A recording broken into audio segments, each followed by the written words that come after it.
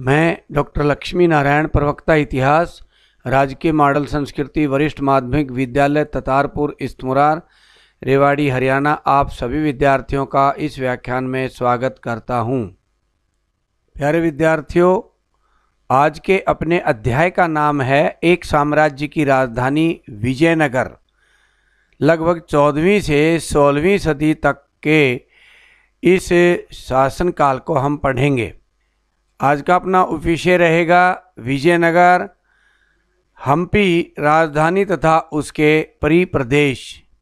आओ विद्यार्थियों, भारत के मानचित्र में विजयनगर साम्राज्य को देखते हैं। ये विजयनगर साम्राज्य भारत के दक्षिण में स्थित था। इस भारत के नक्शे में ये जो दक्षिणी का भाग है, सुदूर दक्षिण का जो भाग है, वो विजयनगर साम्राज्य का हिस्सा रहा। इधर फिर देखते हैं, ये कृष्णा नदी के दक्षिण में हम्पी साम्राज्य रहा है। इस व्याख्यान में हम हम्पी की सैर करेंगे। विद्यार्थियों, विजयनगर अथवा विजय का शहर एक शहर और एक साम्राज्य दोनों के लिए प्रयुक्त नाम था। इसको हम हम्पी भी बोलते हैं। इस साम्राज्य की स्थापना 14वीं सदी में हरिहर राय और बुक्का राय नामक दो भाइयों ने की थी। अपने चरमोत्कर्ष पर यह उत्तर में कृष्णा नदी से लेकर प्रायद्वीप के सुदूर दक्षिण तक फैला हुआ था। देखिए मैप में, यहाँ कृष्णा नदी और इसके सुदूर दक्षिण तक ये यहाँ तक फैला हुआ है, यानी कि यहाँ तक ये साम्राज्य था। 1565 ईस्वी में इस पर आक्रमण हुआ तथा राक्षसी तांगड़ी के युद्ध के बाद यह उजड़ गया। फिर भी कृष्णा तुंगभद्रा दोआब के क्षेत्र के निवासियों की स्मृति में यह जीवित रहा तथा उन्होंने इसे हम्पी नाम से याद रखा। हम्पी नाम का आविर्भाव स्थानीय मातृ देवी पंपा देवी के नाम से हुआ था। पंपा देवी को प्यारे विद्यार्थियों हम माता पार्वती के नाम से भी जानते हैं। इन मौखिक परंपराओं के साथ साथ पुरातात्विक खोजों, स्थापत्य के नमूनों, अभिलेखों तथा अन्य दस्तावेजों ने विजयनगर साम्राज्य को पुनः खोजने में विद्वानों की सहायता की। भारत के मानचित्र में हम्पी की स्थिति को और अच्छी तरह समझते हैं। प्यारे विद्यार्थियों, ये भारत का मानचित्र है। इसमें जो पीले रंग का है ये कर्नाटक है। यहाँ पर कर्नाटक को अलग से बड़े रूप में दिखाया गया है। कर्नाटक में हम्पी यहाँ पर स्थित है और इसी के साथ हम्पी का और बड़ा रूप देखते हैं। इस मैप में देखिए दाईं तरफ, ये नीले रंग की ऊपर तुंगभद्रा नदी बह रही है। ये तुंगभद्रा नदी बह रही है। इस तुंगभद्रा नदी के दक्षिण में ये सारा इलाका हम्पी की राजधानी का इलाका रहा है, जिसको हम आगे और अच्छी तरह से देखेंगे। आओ विद्यार्थियों, अब हम्पी की खोज की कहानी जानते हैं। हम्पी के भग्नावशेष 1800 ईस्वी में एक अभियंता तथा पुराविद कर्नल कॉलिन मैकेंजी द्वारा प्रकाश में लाए गए थे। ये दाईं तरफ कर्नल मैकेंजी का चित्र है। मैकेंजी को 1815 ईस्वी में भारत का पहला सर्वेयर जनरल बनाया गया था। उसने इस स्थान का पहला सर्वेक्षण मानचित्र तैयार किया। शुरू में उन्होंने जानकारी पंपा देवी और विरूपाक्ष मंदिर के पुजारियों से प्राप्त की। 1836 ईस्वी में अभिलेखकर्ताओं ने दर्जनों अभिलेख यहाँ से इकट्ठे किए। 1856 ईस्वी में छाया चित्रकारों ने यहाँ के भवनों के चित्र संकलित किए। एक छायाकार अलेक्जेंडर ग्रिनला ने यहाँ के कुछ छाया चित्र भी लिए थे, जिनमें से आज भी कुछ सुरक्षित हैं और आगे मैं आपको वो छाया चित्र दिखाऊंगा। फिर इन सभी तथ्यों का विदेशी यात्रियों के वृत्तांत, तेलुगु, कन्नड़, तमिल और संस्कृत साहित्य से इनका मिलान किया गया। इस तरह से इस साम्राज्य के बारे में पूरी जानकारी इकट्ठी कर पाए।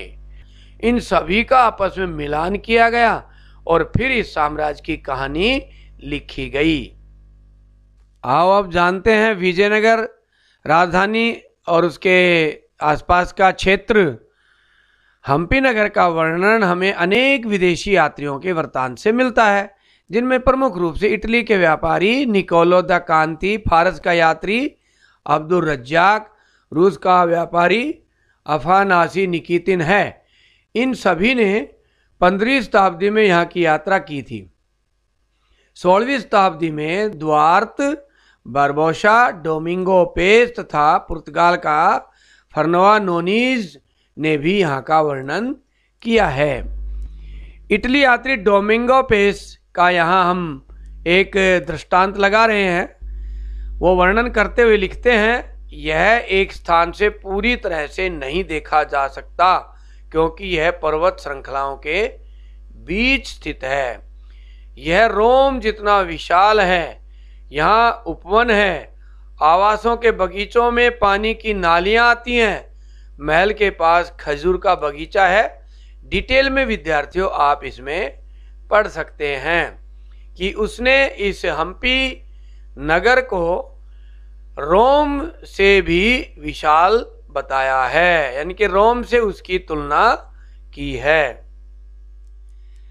ये विद्यार्थियों हम्पी नगर का एक आसमान से लिया हुआ एक छाया चित्र है।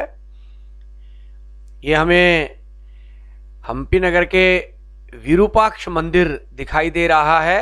उसका ये गोपुरम है, यानी कि प्रवेश द्वार, और साथ में ये बाजार है, ये दुकानें दिखाई दे रही हैं। सब ये 2 मंजिल की दुकानें दिखाई दे रही हैं।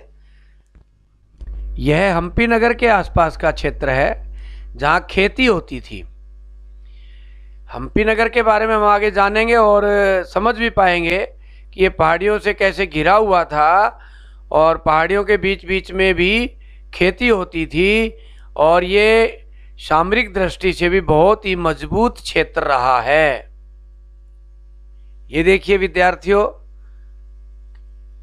किस तरह का सुंदर एक गुफा का चित्र है। आगे पिलर लगा करके एक वरांडा बनाया गया है और आगे इसकी गहराई काफी है। ये भी एक बाजार का सीन है। सामने ये एक मंच है 2 मंजिल का। यहाँ संगीतकार और अन्य कलाकार आकर बैठते थे बाजार के बीच में और अपनी कलाओं का प्रदर्शन करते थे। हाँ विद्यार्थियों, अब विजयनगर यानी कि हम्पी के प्रबंधन के बारे में जानते हैं। सबसे पहले जल प्रबंधन को देखते हैं कि जल संपदा यहाँ कैसे पहुँचती थी। विजयनगर की भौगोलिक स्थिति के विषय में सबसे चौंकाने वाला तथ्य तुंगभद्रा नदी द्वारा निर्मित यहाँ एक प्राकृतिक कुंड है। आसपास ग्रेनाइट पत्थर की पहाड़ियाँ हैं। पहाड़ियों से बहने वाली जल धाराओं से अलग अलग हौज बनाए गए हैं जिससे सिंचाई होती थी। जल धाराओं का पानी शहर तक ले जाने के लिए व्यापक प्रबंध किए गए थे। 15वीं शताब्दी के प्रारंभिक वर्षों में ही यहाँ के शासकों ने कमलपुरम नामक एक झील का निर्माण करवाया, जो आगे मैं आपको दिखाऊंगा, जिसके पानी से आसपास के क्षेत्र में सिंचाई होती थी तथा इस झील के पानी को राजकीय केंद्र तक भी ले जाया गया। राजकीय केंद्र अर्थात हम्पी नगर तक पानी को ले जाने की व्यवस्था बड़ी ही अद्भुत थी, जो आगे हम चित्रों में देखेंगे। सबसे महत्वपूर्ण जल संबंधी संरचनाओं में से एक हिरिया नहर का वर्णन भी आता है। आज भी इस नहर के भग्नावशेष हमें मिलते हैं। इस नहर से तुंगभद्रा पर बने बांध से पानी लाया जाता था, जो धार्मिक केंद्र और शहरी केंद्र को अलग करने वाली घाटी को सिंचित करने में प्रयोग किया जाता था। यहाँ एक वर्णन कृष्णदेव राय के समय का दिया हुआ है। कृष्णदेव राय द्वारा बनाए गए जलाशय के विषय में पेश ने क्या लिखा है। राजा ने एक जलाशय बनवाया। 2 पहाड़ियों के मुख विवर पर, जिससे दोनों में से किसी पहाड़ी से आने वाला सारा जल वहां इकट्ठा हो जाता था। इसके अलावा जल 9 मील से भी अधिक की दूरी से पाइपों से आता है, जो बाहरी श्रृंखला के निचले हिस्से के साथ साथ बनाए गए थे। यह जल एक झील से लाया जाता है, जो छलकाव से खुद एक छोटी नदी में मिलती है। जलाशय में 3 विशाल स्तंभ बने हैं, जिन पर खूबसूरती से चित्र उकेरे गए हैं।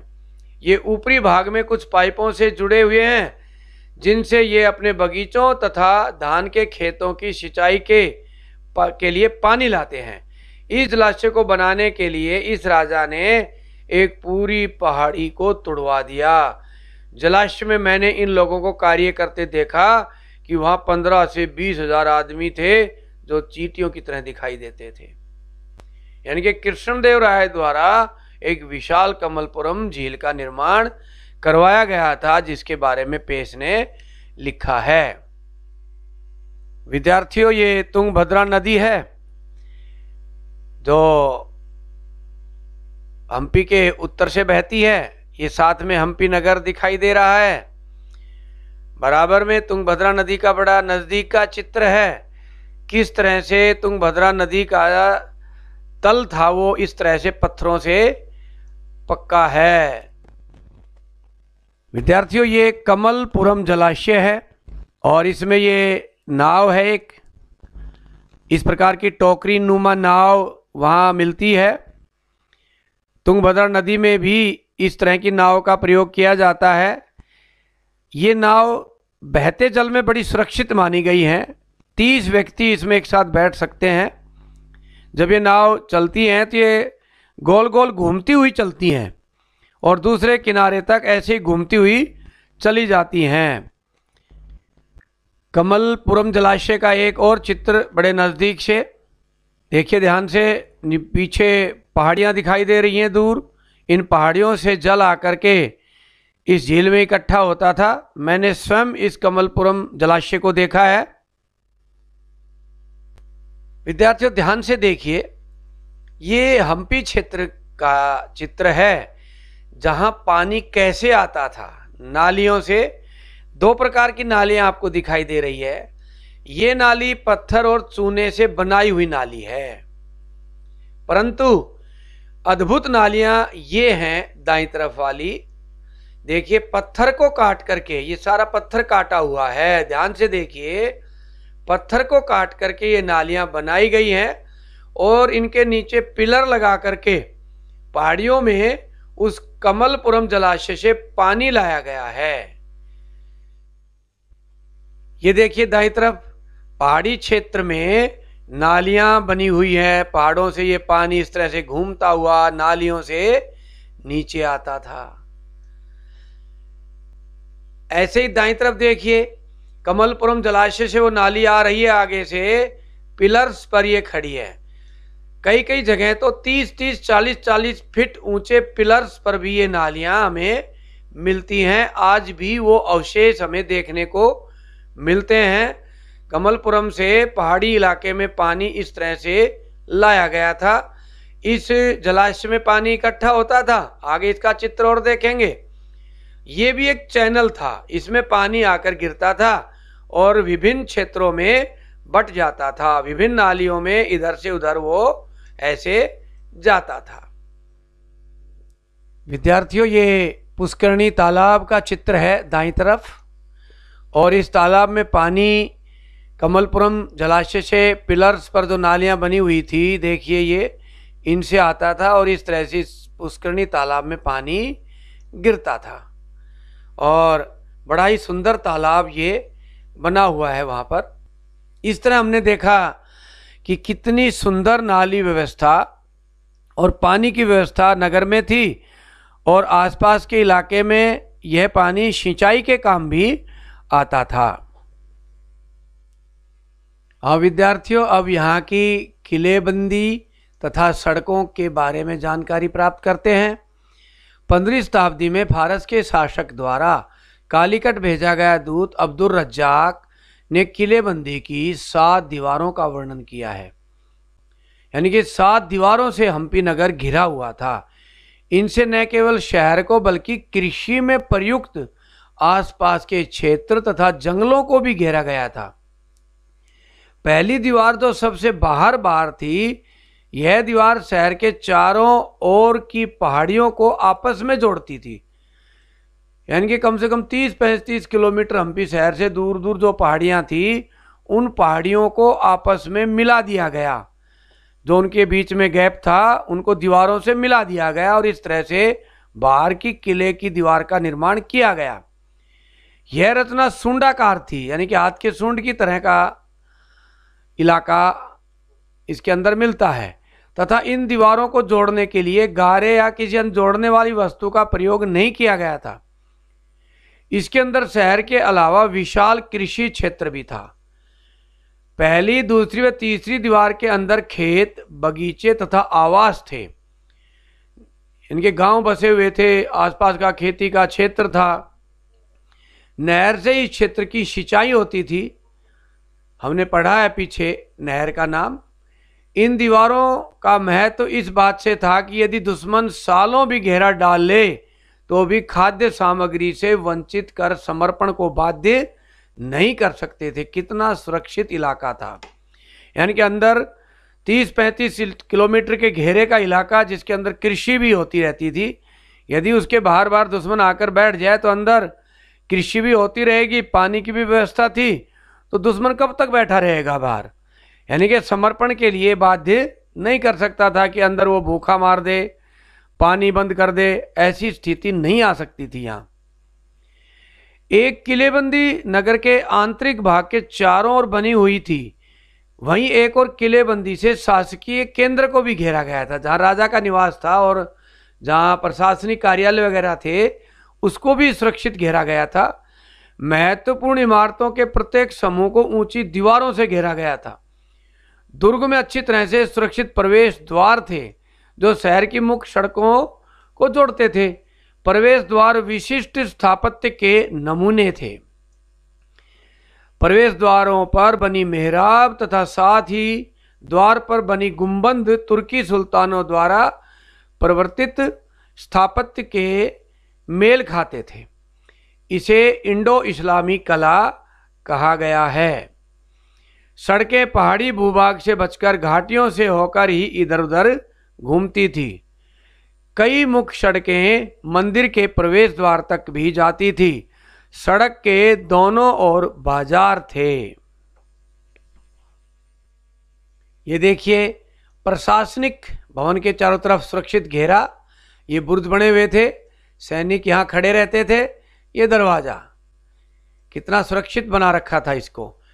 फिर दाईं तरफ ये सड़क और इस तरह से नगर के अंदर आते थे। ये सैनिक बुर्ज जिस पर सैनिक खड़े होकर पहरा देते थे।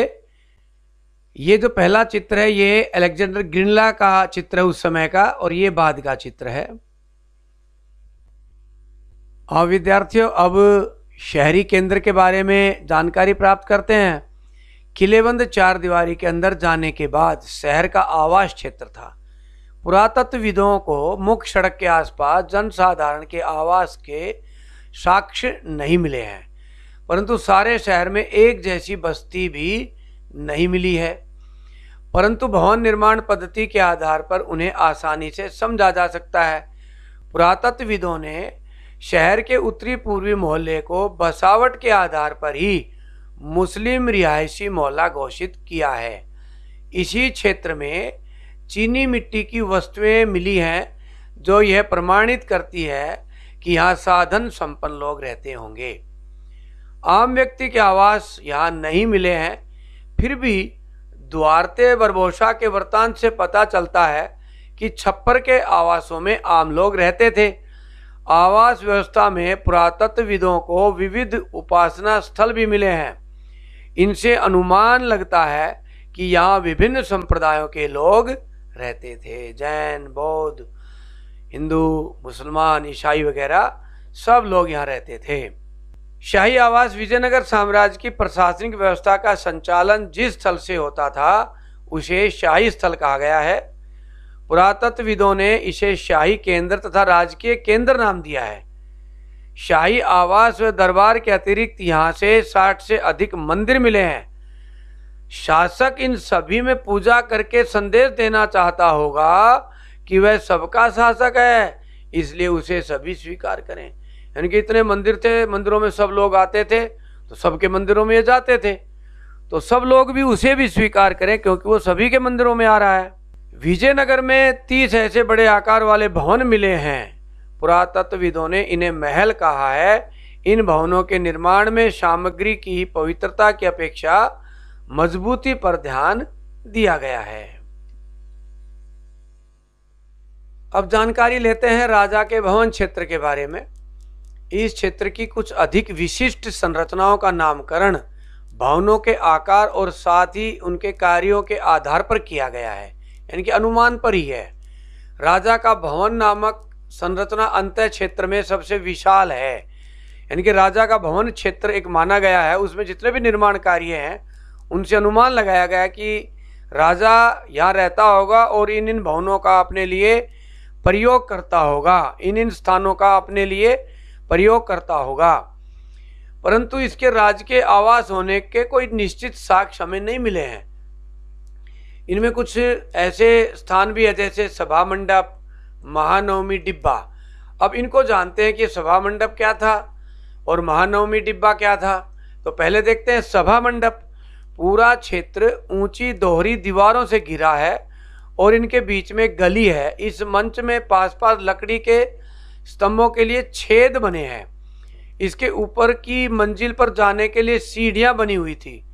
स्तंभों के छिद्र हमें बहुत पास पास मिलते हैं, जिनसे यह अनुमान नहीं लगाया जा सका कि यह मंडप किस प्रयोजन के लिए था। दूसरा है महानवमी डिब्बा। महानवमी डिब्बा एक विशालकाय मंच है जो 40 फीट ऊंचा व 11,000 वर्ग फीट का आधार है। इस पर भी लकड़ी के स्तंभ लगाने के लिए छेद मिलते हैं। मंच का आधार उभारदार उत्कीर्ण से पटा पड़ा है। इसको महानवमी डिब्बा इसलिए कहा गया है कि यहाँ महानवमी के त्योहार मनाए जाते थे। 10 दिन के इन त्योहारों को दशहरा, दुर्गा पूजा और नवरात्रि भी कहा जाता है। इस अवसर पर राजा अपने रुतबे, ताकत और अधिराज्य का प्रदर्शन करते थे। इस मौके पर धार्मिक अनुष्ठान, मूर्ति पूजा तथा अश्व पूजा की जाती थी।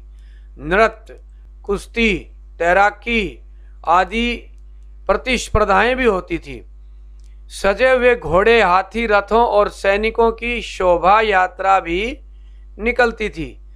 नायकों और अधीनस्थ राजाओं द्वारा राजा को भेंट दी जाती थी। जो राजा के अधीन अन्य राजा थे, आसपास के इलाके के छोटे राजा, इस मौके पर आकर वो राजा को भेंट देते थे और विशेष लोगों को विशेष रूप से सम्मानित भी इस मौके पर किया जाता था।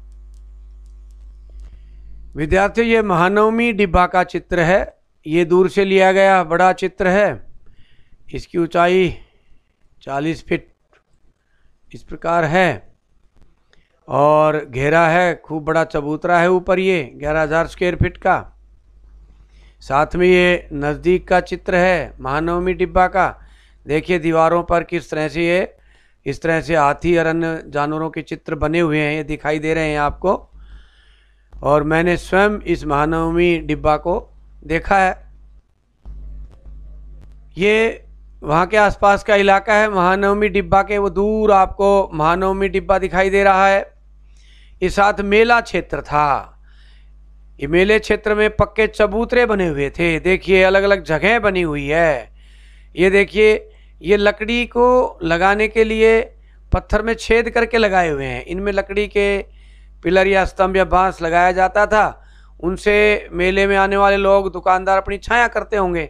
परंतु ये हैं बहुत नज़दीक नज़दीक, तो अनुमान लगाने में कई बार कठिनाई होती है कितनी नज़दीक क्यों है ये।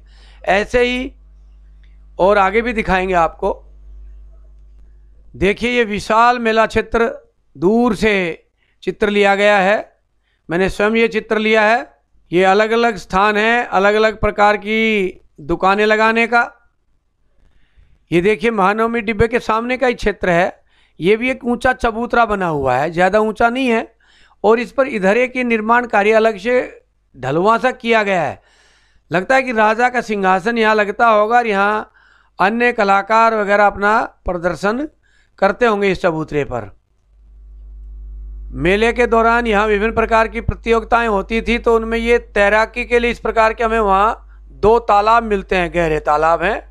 इस साइड में राजा बैठता था, एक सिंहासन बना लगाने की जगह बनी हुई है, और इसमें तैराक अपनी तैराकी का प्रदर्शन करते होंगे। मेले में आने वाले पशुओं के लिए पानी पीने के लिए उस हम्पी क्षेत्र में हमें इस प्रकार के पत्थर के काटकर बनाए हुए टैंक पानी के बहुत अधिक मिलते हैं। देखिए, ये मेला क्षेत्र का एक पक्का क्षेत्र है।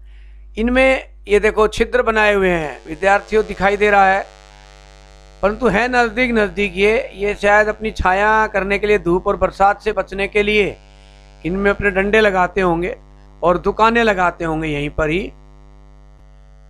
ये कमल महल क्षेत्र है, इसको यात्रियों ने कमल महल नाम दे दिया। इसकी संरचना कुछ कमल जैसी है, बड़ा हवादार क्षेत्र है ये। लगता है कि राजा अपने परिवार के साथ यहाँ आकर बैठता होगा, और इसके ऊपर कमरे बने हुए हैं, तो विशेष लोगों के लिए ही ये क्षेत्र रहा होगा। ये बाईं तरफ अलेक्जेंडर ग्रिनला का लिया हुआ चित्र है पुराना। ये हाथी खाना, यानी कि यहाँ पर हाथी रहते थे राजा के, एक एक में एक एक हाथी इस तरह से बने हुए हैं ये, और बड़ा सुंदर निर्माण है ये अलेक्जेंडर ग्रिनला का पुराना लिया हुआ चित्र है। आओ विद्यार्थियों, अब धार्मिक केंद्र के रूप में हम्पी की जानकारी प्राप्त करते हैं। जैसा हमने आरंभ में देखा कि हम्पी तुंगभद्रा नदी के किनारे पर बसा है। रामायण में हमने किष्किंधा नगरी का वर्णन सुना है, जो बाली और सुग्रीव की राजधानी थी। हनुमान जी भी वहीं रहते थे। हम्पी वही किष्किंधा है जो रामायण में हमने पढ़ी है। एक अन्य मान्यता के अनुसार पंपा देवी अर्थात माता पार्वती ने विरूपाक्ष अर्थात भगवान शिव को प्राप्त करने के लिए इन पहाड़ियों में तप किया था। आज भी यहाँ की जनता विरूपाक्ष और पंपा देवी का विवाह हर साल बड़ी धूमधाम से करती है, और लोग खूब अधिक मात्रा में दहेज की वस्तुएं लाकर यहाँ रखते हैं। अनेक जोड़ों का विवाह इस मौके पर यहाँ किया जाता है। बड़ा ही सुंदर मौका होता है वह। इन पहाड़ियों में जैन मंदिर भी हैं। शासक अपने को ईश्वरीय शक्ति से जोड़ने के लिए मंदिर निर्माण को प्रोत्साहन देते थे। मंदिर शिक्षा के केंद्र भी थे। शासक मंदिरों को धन के साथ साथ जमीन भी देते थे। मंदिर धार्मिक गतिविधियों के साथ साथ राजनीतिक, सामाजिक और आर्थिक गतिविधियों के केंद्र भी होते थे। विजयनगर के शासकों ने हम्पी में स्थित माता पंपा देवी व विरूपाक्ष के मंदिर में लोगों की आस्था को देखकर शायद इसे राजधानी के रूप में चुना होगा। विजयनगर के सभी शासक विरूपाक्ष की ओर से शासन करने का दावा करते थे, अर्थात भगवान शिव की तरफ से राज करने का दावा करते थे। सभी राज के आदेशों पर सामान्यतः कन्नड़ लिपि में श्री विरूपाक्ष शब्द का अंकित करते थे, यानी कि उसमें श्री विरूपाक्ष लिखते थे। शासक देवताओं से अपने गहन संबंधों के संकेतक के रूप में हिंदू सूरत राणा का प्रयोग भी करते थे। यह हिंदू सुल्तान शब्द का संस्कृत अनुवाद है, यानी कि सुल्तान शब्द का संस्कृत अनुवाद क्या है? हिंदू सूरत राणा। जिस प्रकार आसपास के क्षेत्र में मुस्लिम सुल्तान राज करते थे, वो अपने को खलीफा का प्रतिनिधि बताते थे, इसलिए उन्हें सुल्तान कहा जाता था। ऐसे ही यहाँ के शासक अपने को हिंदू सूरत राणा कहते थे, वो अपने को शिव का प्रतिनिधि कहकर राज करते थे। आओ विद्यार्थियों, अब विजयनगर की मंदिर स्थापत्य को देखते हैं। मंदिर स्थापत्य के संदर्भ में इस समय तक कई नए तत्व प्रकाश में आते हैं। इनमें विशाल स्तर पर बनाई गई संरचनाएं जो राजकीय सत्ता की द्योतक थी शामिल हैं। अब देखते हैं विरूपाक्ष मंदिर की स्थापत्य कला। यह मंदिर 9वीं व 10वीं सदी का है। इसको बनाने में सदियां लगी हैं। विजयनगर के शासकों ने इसे और विशाल बनवाया। मुख्य मंदिर के सामने बना मंडप जो राजा कृष्णदेव राय ने अपने राज्यारोहण के उपलक्ष्य में बनवाया था, इसे सूक्ष्मता से उत्कीर्णित स्तंभों से सजाया गया था। पूर्वी गोपुरम का श्रेय भी राजा कृष्णदेव राय को ही जाता है। देखो चित्र में, ये पूर्वी गोपुरम है, यानी कि मंदिर के मुख्य द्वार को गोपुरम कहा जाता था। ये राजा कृष्णदेव राय ने बनवाया। इसके अंदर घुसते ये मंडप है, मंडप चौक को बोलते थे इस तरह के, ये खाली, ये एक मंडप है विशाल। ये मंडप यानी कि ये सारा उस समय राजा कृष्णदेव राय ने बनवाया।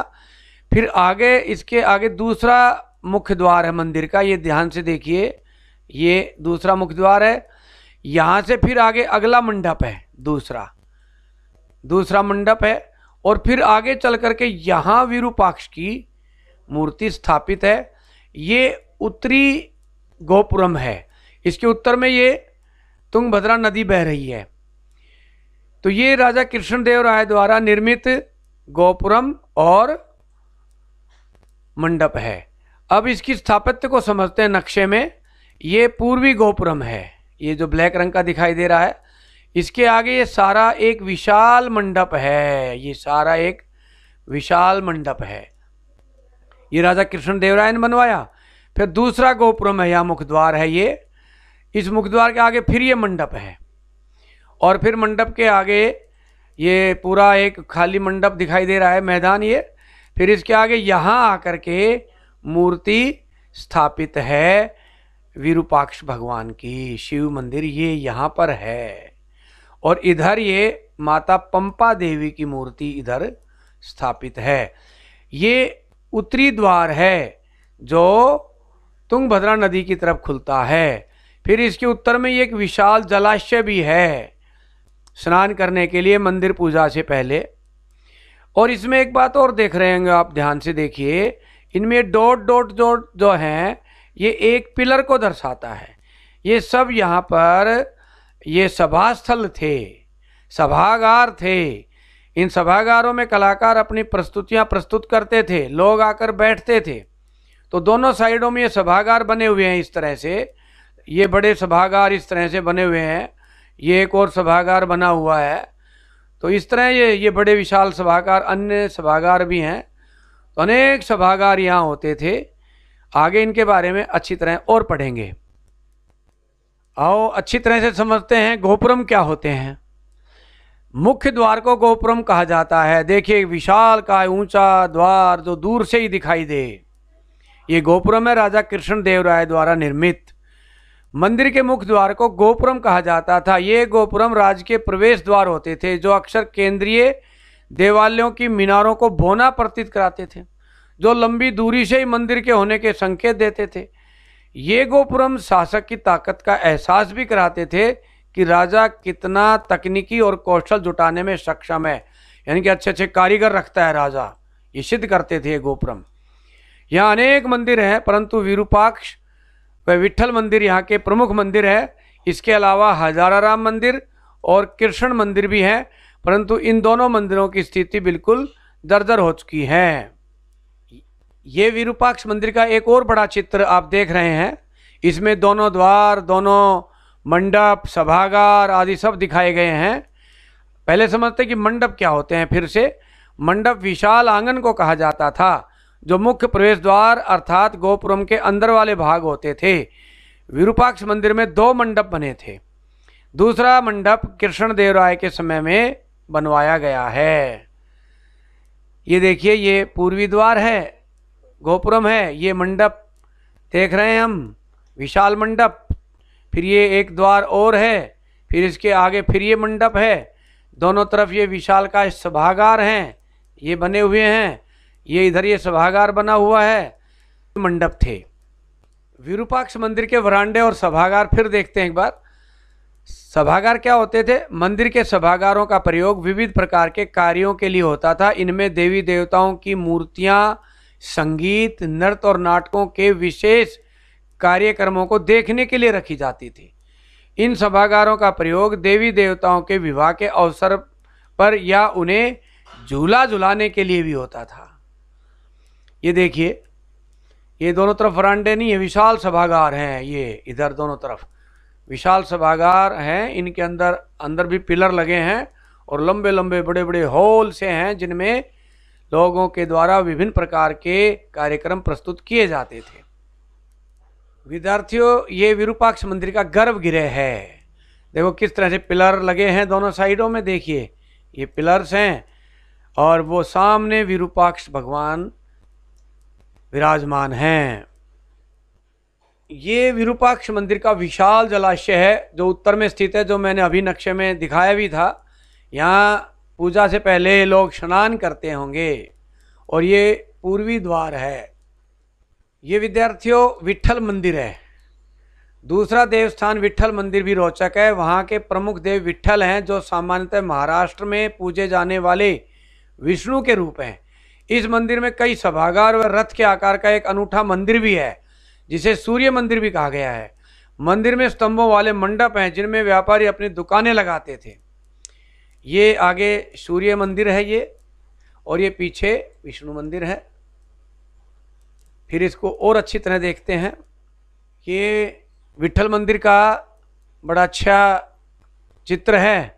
ये सूर्य मंदिर, ये गोपुरम मुख्य द्वार, और ये सूर्य मंदिर का और नज़दीक से लिया हुआ ये विद्यार्थियों विट्ठल मंदिर का सभागार है। देखो पिलर्स हैं अंदर, ध्यान से देखिए अंदर तक पिलर्स पर ये खड़ा है। हर पिलर पर, बाहर वाले पिलर्स पर इस तरह से घोड़े बनाए गए हैं जिनको आगे फिर देखेंगे हम। ये पिलर है, नज़दीक से देखिए, और पिलर पूरे पत्थर के, ग्रेनाइट पत्थर से काटा हुआ है ये सारा पिलर। और फिर ऊपर दूसरा पिलर काट के यहाँ दूसरा रखा गया है, फिर इधर एक पिलर रखा गया, फिर एक इधर पिलर रखा गया। इस तरह से है ये विद्यार्थियों हजाराराम मंदिर। इस मंदिर का नाम हजाराराम इसलिए है कि इस मंदिर की दीवारों के पत्थरों पर भगवान राम के 1000 चित्र उकेरे गए हैं, अर्थात पूरी रामायण को चित्रांकित किया गया है। ये हजाराराम मंदिर की बाहरी दीवार है जिस पर हाथी, घोड़े और सैनिक बने हैं। ये हजाराराम मंदिर का गोपुरम, और साथ में ही दीवारों पर खुदे हुए भगवान राम, लक्ष्मण और हनुमान जी, साथ में ये हनुमान जी खड़े हैं। हजाराराम मंदिर की दीवारों पर रामायण को प्रदर्शित करते हुए चित्र, ध्यान से देखिए विद्यार्थियों एक एक चित्र को। सब रामायण को चित्रांकित कर रहे हैं। ये देखिए हजाराराम मंदिर की दीवार पर अंकित ताड़का वध, ये ताड़का का वध दिखाया गया है। इधर पत्थरों पर अंकित है अहिल्याबाई को पुनः स्त्री रूप में भगवान राम ने दिया। ये देखिए दीवारों पर रामायण के चित्र देखिए ध्यान से। ये राम रावण का युद्ध दिखाया गया है। ये रावण है और ये भगवान राम है। ये विद्यार्थियों बाल कृष्ण मंदिर है जो बिल्कुल जर्जर हो चुका है। ये इस मंदिर में सभागार है। ये सामने गर्भगृह है। ये क्षेत्र के लोग आज भी पूजा करते हैं। गर्भगृह में मूर्ति नहीं है आज विद्यार्थियों वहाँ। देखिए विद्यार्थियों बाल कृष्ण मंदिर का छत्र अर्थात मंदिर का ऊपरी भाग कितना डिजाइनदार, कितना सुंदर है। ये इसका गोपुरम है। ये विद्यार्थियों माता अंजना का मंदिर है, पूजनीय मंदिर। भगवान हनुमान का यहीं जन्म हुआ माना जाता है। और ये इस पहाड़ी पर है। बाईं तरफ चित्र में देखिए ये नदी बह रही है तुंगभद्रा, सामने वो पहाड़ी है उस पर ये मंदिर है। इसी के साथ हमारा ये व्याख्यान समाप्त होता है। अब कुछ अभ्यास के प्रश्न देखेंगे। अब कुछ अभ्यास के प्रश्न जो आपने अपनी नोटबुक में लिखने हैं। हम्पी की खोज की कहानी लिखो। डोमिंगो पेस ने हम्पी का क्या वर्णन किया है? विजयनगर हम्पी की जल व्यवस्था का वर्णन करो। अब्दुल रज्जाक विजयनगर की किलेबंदी का कैसा वर्णन करता है? हम्पी शहरी केंद्र का वर्णन करो। शाही आवास कैसे थे? महानवमी डिब्बा क्या था? वर्णन करें। निम्न का वर्णन करें। गोपुरम, मंडप, सभागार। विट्ठल मंदिर का वर्णन करें। हजाराराम मंदिर का वर्णन करें। इसी के साथ हमारा आज का व्याख्यान समाप्त होता है। बहुत बहुत धन्यवाद।